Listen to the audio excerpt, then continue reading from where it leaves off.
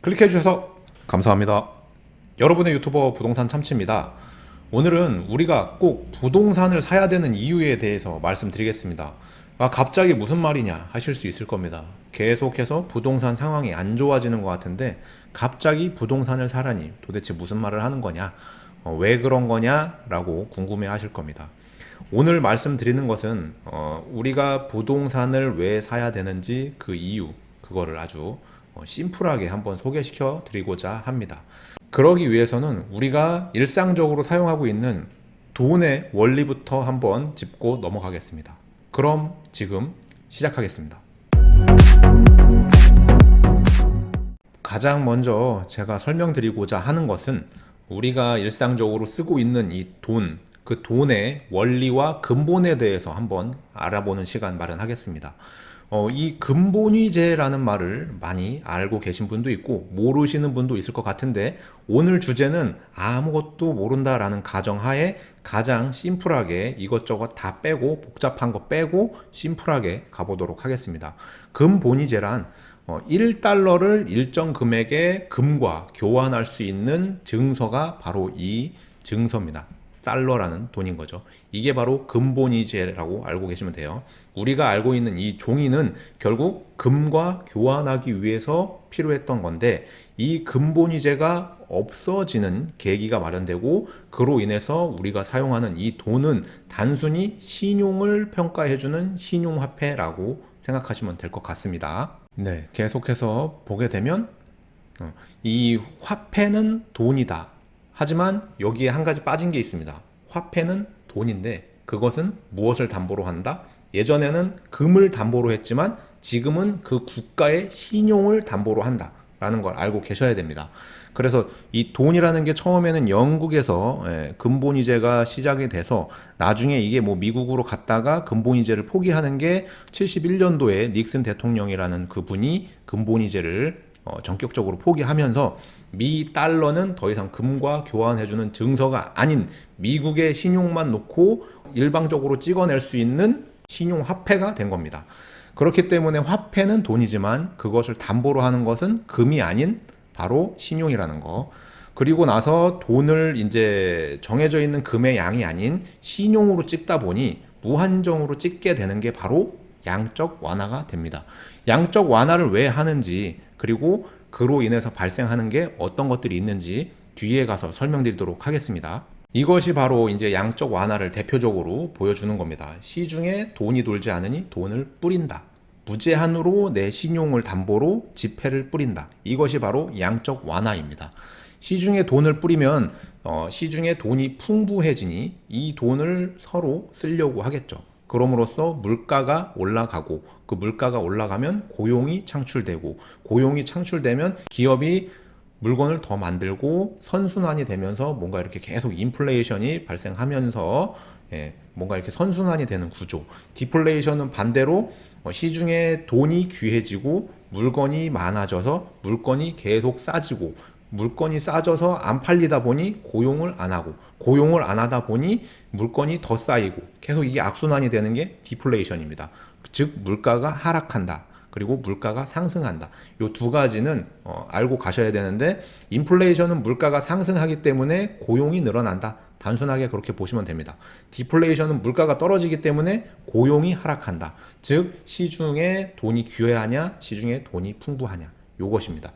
양적 완화는 이런 신용 경색, 즉 시중에 돈이 돌지 않는 것을 일방적으로 돈을 뿌려가지고 시중에 돈이 돌게끔 하는 겁니다.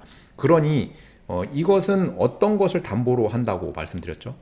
네, 바로 한 국가의 신용을 담보로 찍어내는 돈이기 때문에 우리가 알고 있는 이 금과 1대1로 교환하기 위해서는 기존보다 더 찍어낸 만큼의 돈을 줘야 금과 교환이 됩니다. 이 중에는 우리가 알고 있는 금도 있고 여러 가지 화폐 중에 오늘 얘기 드리려고 하는 것은 바로 부동산인 거죠. 부동산의 가격이 왜 계속 올라가는지, 하지만 이게 올라간 게 자세히 한번 들여다보면 착각일 수도 있다라는 겁니다. 하지만 그 착각을 모두가 눈치채고 있어도 결국은 할 수밖에 없는 이유, 그거를 뒤에서 계속해서 말씀드리겠습니다. 일단은 쉽게 생각했을 때 양적 완환을 돈을 뿌린다. 하지만 그 돈이 어느 구간으로 가는지는 매우 디테일하게 하기 때문에 그것까지는 하지 않고 그냥 양적 완화가 뭐다? 예, 돈을 뿌린다. 그 다음에 볼 것은 바로 달러와 금의 교환 가치입니다. 아무래도 양적 완화라는 거는 말씀드렸다시피 달러를 신용으로 마이너스 통장처럼 그냥 계속 찍어내니 예전에는 1달러로 1g의 금을 살 수 있었는데 지금은 이 지폐의 양이 많아지니 100달러를 줘야 1g을 사고 이 지폐가 더 많아지면 1000달러를 줘야 1g을 사는 겁니다. 결국 우리가 알고 있는 부동산에서 부증성이라는 게 있습니다. 양이 늘어나지 않는다. 금도 비슷한 거라고 보신다면 금은 양이 거의 비슷한데 달러로 막 찍어낸 돈이 있기 때문에 금의 가격이 올라간 것처럼 느껴집니다. 이게 부동산에서도 마찬가지입니다. 우리나라 과거로 비춰서 본다면 한 20년, 30년, 40년, 50년 전에 그때 당시에 서울에 있는 집값과 그리고 그때 물론 우리가 썼던 화폐의 단위가 달랐겠지만 그때 당시에 뭐 서울의 무슨 집값이나 땅값이 지금은 어떻게 변했는지를 보게 된다면 뭐 100배, 1000배 이상 뛰었죠. 예. 그게 과연 우리가 알고 있는 이런 화폐로 뛴 건지 잘 한번 생각해 보셔야 됩니다. 미국에서 요번에도 양적 완화를 하고 한국에서도 지금 뭐 돈을 푼다고 해서 금리를 낮췄죠. 금리를 낮춘다는 거는 시중에 돈을 뿌리는 이런 양적 완화와 같은 거거든요. 즉 시중에 돈이 풍부해진다라면 결국은 이 돈들이 늘어난 만큼 다른 것의 가치도 어느 정도 이렇게 같이 상승을 하게 됩니다. 그게 부동산일 수 있다는 거죠. 물론 그 돈이 전부 주택으로 가서 아까 헬리콥터에서 돈을 뿌린 게 전부 주택이나 부동산으로 가게 되면 기업이나 고용이나 이런 데가 활발해지지 않으니 그것을 막기 위해서 각 나라가 주택으로 돈이 흘러가지 못하게끔 계속 막고 있는 겁니다. 그 중에 우리나라도 있고요. 왜냐하면 주택으로 들어간 거는 양극화를 심화시키는 이 부작용만 있고 이로운 점이 별로 없기 때문에 주택으로는 돈이 못 가게 하고 기업이라든가 이런 데로 갈 수 있게 하고 있습니다. 뭐 이따가 한국이 양적 완화를 어떻게 했는지 뭐 기사도 보여드리겠지만 그 기사 내용을 보지 않고 설명드리더라도 기업의 특정 부분에 일정 기간만큼 돈을 빌려주고 있다라는 내용입니다. 그리고 지금 요 자료를 보게 되면 달러를 찍어낸 그만큼 지금 달러의 가격은 떨어지고 금의 가격은 올라가는. 근데 이게 실질적으로는 동일한 금액으로 이제 증서였던 게 금을 교환할 수 있었던 증서였던 게 신용화폐가 되면서 신용을 담보로 동일한 양의 금을 사기 위해서는 더 많은 화폐가 필요한. 즉 우리가 알고 있는 부동산으로 따진다면 지금의 아파트가 4억인데 시중에 돈이 많아지면 이게 5억, 6억, 7억이 되는데 결과적으로는 이 집은 그대로 있는 건데 더 많은 화폐가 필요하게 되는 겁니다. 그래서 지금 집값이 일시적으로 조정을 받을 수 있는 이유는 경기가 안 좋고 경기가 안 좋다라는 거는 시중에 돈이 돌지 않는다라는 내용인 거거든요. 아까 앞에서 말씀드린 것처럼 바로 디플레이션, 즉 물가가 하락하는 그런 움직임이 보이면 주택 가격도 같이 하락하는 모습을 볼 수 있습니다. 하지만 이게 주택 매매 지수를 보게 되면 주택 가격은 꾸준히 부동산 가격은 꾸준히 올라가는데 중간에 부침이 조금씩 있습니다. 그래서 그 부침이 있고 나서는 다시 이렇게 올라갑니다. 이 흐름이 언제까지 될 것이냐? 그것은 아마도 우리가 지금 쓰고 있는 이런 신용화폐가 없어지지 않는 한 계속 그런 흐름이 나올 걸로 보고 있습니다. 그래서 우리가 무슨 부동산이나 뭔가를 투자할 때 길게 보고 간다면은 결국은 가격은 오릅니다. 일시적으로 조정받는 것 뿐이지 길게 보고 간다면 결국은 가격이 오르기 때문에 이 가격이라는 것은 앞에 말씀드린 것처럼 이 신용화폐의 양이 많아지면 많아질수록 지불해야 되는 돈이 많아지는 겁니다. 극단적인 예로 베네수엘라에서는 계란 하나를 사기 위해서 한 트럭의 지폐를 갖다 주는 그런 하이퍼 인플레이션처럼 우리가 시중에 돈이 많아지면 기존의 부동산이라든가 금이라든가 이런 것들은 그냥 가만히 있는 게 아니고 이 지불해야 되는 돈의 양이 많아진다. 즉 신용화폐의 가치가 떨어진다. 그래서 우리가 적당한 기간이 되면 부동산을 가지고 있어야 된다라는 그런 결론을 도출해 볼 수 있는 거죠. 이거는 지금 한국의 현 상황을 볼 수 있는 겁니다. 예, 각국의 GDP라든가 인구라든가 그리고 그 나라의 부채라든가 뭔가 금리라든가 이런 걸 한눈에 볼 수 있는 건데요. 여기 지금 보면 빨간 박스로 한국이 이렇게 나와 있습니다. 요거는 이제 번역하면서 오류가 난 건데, 예, GDP가 얼마고 이 이율, 이자율, 그리고 한국의 부채율 이런 걸 볼 수 있습니다. 여기 이제 미국 달러가 신용화폐인데 이게 106.9%. 그러니까 미국은 내가 버는 것보다 쓰는 돈이 더 많다라고 봐도 무방한데, 그 달러라는 그 신용을 잘 지키고 있기 때문에 전 세계적으로 통용이 되고 있는 거죠. 일본 같은 경우에도 엔화를 무장정 찍어낼 수 있기 때문에 아베노믹스라는 것을 할 수 있었습니다. 시중에 돈이 돌게끔 하기 위해서 돈을 무한정 찍어내니 이 부채만 놓고 본다면 200%가 넘는데도 불구하고 일본이 뭐 망했다 뭐 이런 얘기를 잘 못 듣죠.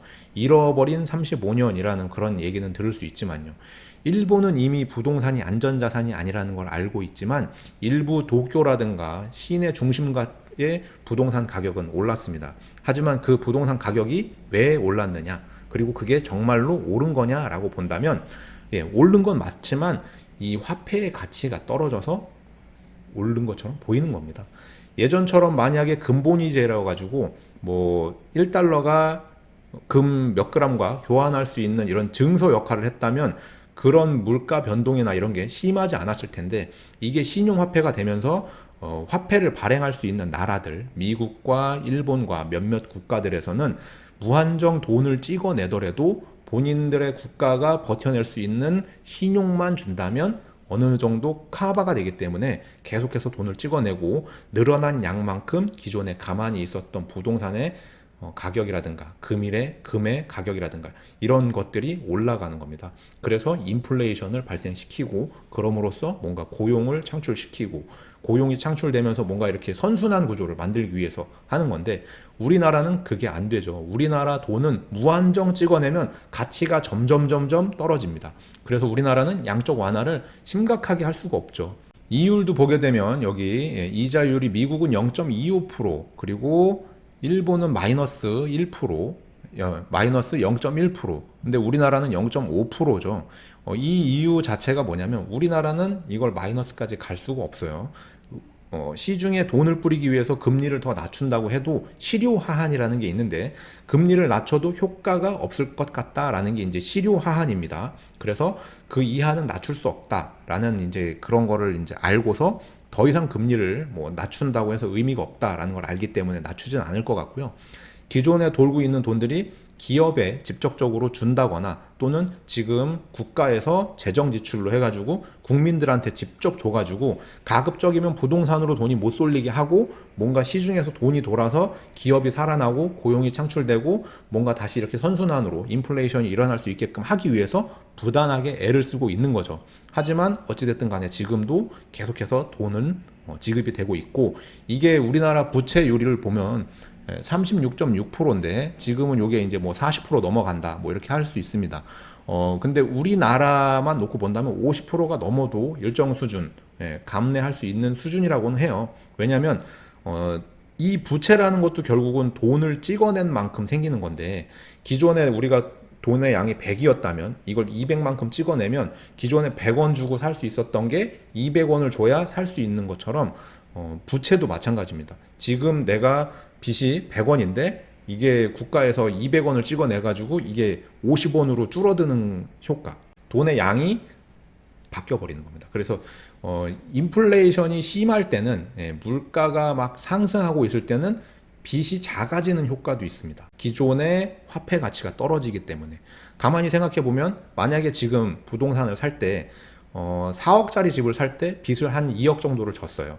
근데 집값이 가만히 있는데 뭐 5억, 6억 이렇게 올라갑니다. 그러면은 내 월급만 안 올랐을 뿐이지 시중에 뿌려져 있는 이런 돈들 때문에 집값이 상승한 것 같은 그런 착각을 불러일으키는 겁니다. 결국 동일한 6억으로 밖에 나가면 예전 같은 거예요. 예전에 4억으로 살 수 있었던 것들이 6억이 됐기 때문에 결국에 그 양은 같은데 이 부채의 양은 줄어든 것 같은 효과가 있는 거죠. 그래서 지금 뭔가 움직이고 있는 패턴들이 그런 식으로 가고 있는 게 아닌가. 예, 뭐 예를 들어서 상가를 만약에 한다 그러면은 상가를 뭐 50% 60%이 정도 대출을 받고 진행을 하면 내 돈은 적게 들어가고 일정 수준 뭔가 이렇게 월 수익이 발생합니다.